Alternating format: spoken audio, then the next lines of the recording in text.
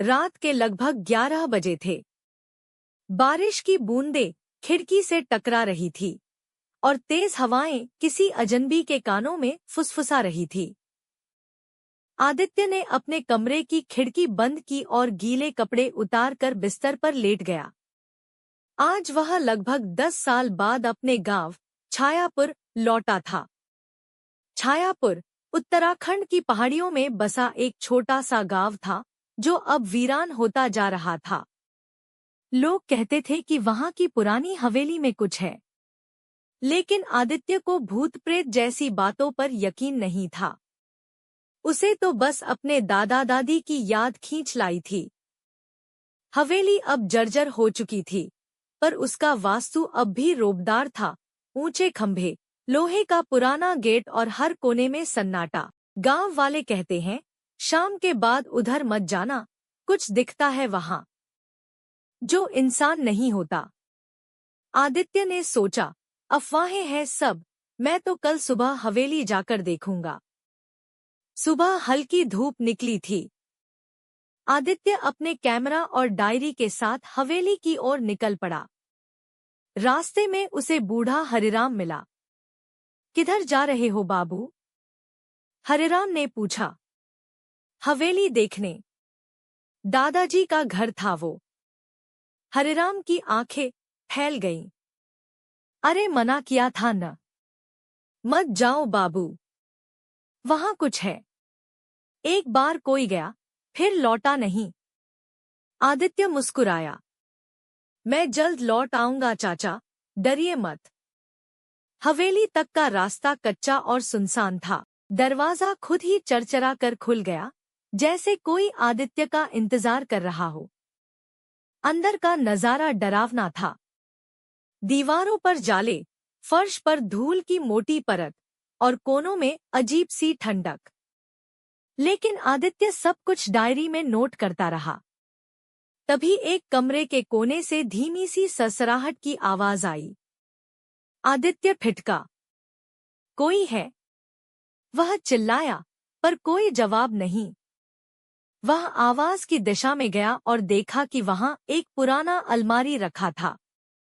उसने झिझकते हुए उसे खोला। अंदर एक पुरानी लाल रंग की डायरी थी। डायरी पर एक नाम लिखा था, सावित्री। आदित्य ने डायरी खोली। पहला पन्ना पढ़ते ही उसका चेहरा पीला पड़ गया। 19 अक्टूबर 1971। आज मैं मर चुकी हूँ, लेकिन मैं यही हूँ। हवेली मुझे जाने नहीं देती। आदित्य की उंगलियां कांप रही थी।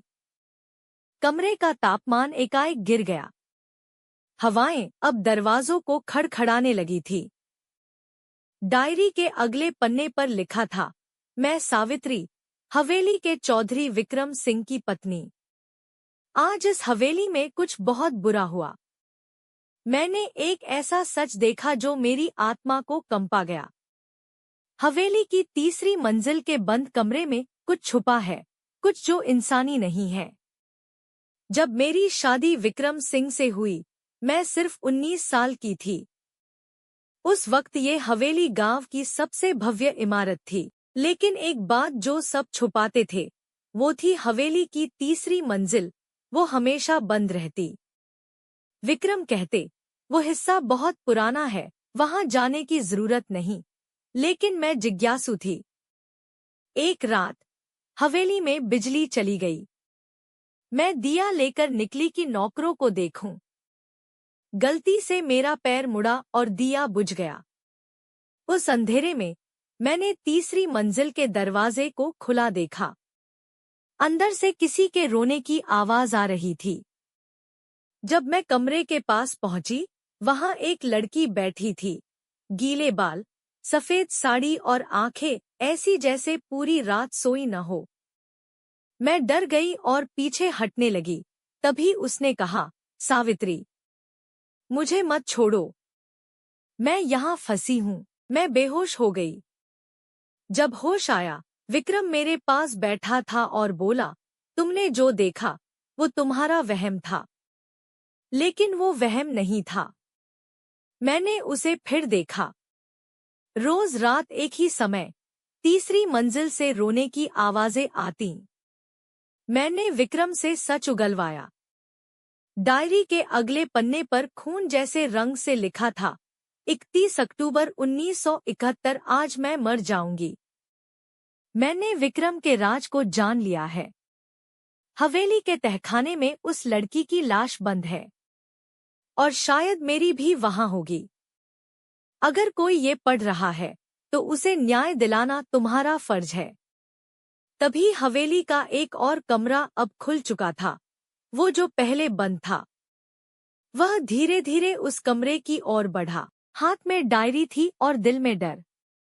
कमरे के अंदर एक पुराना शीशा था जिसकी सतह धुंधली हो चुकी थी।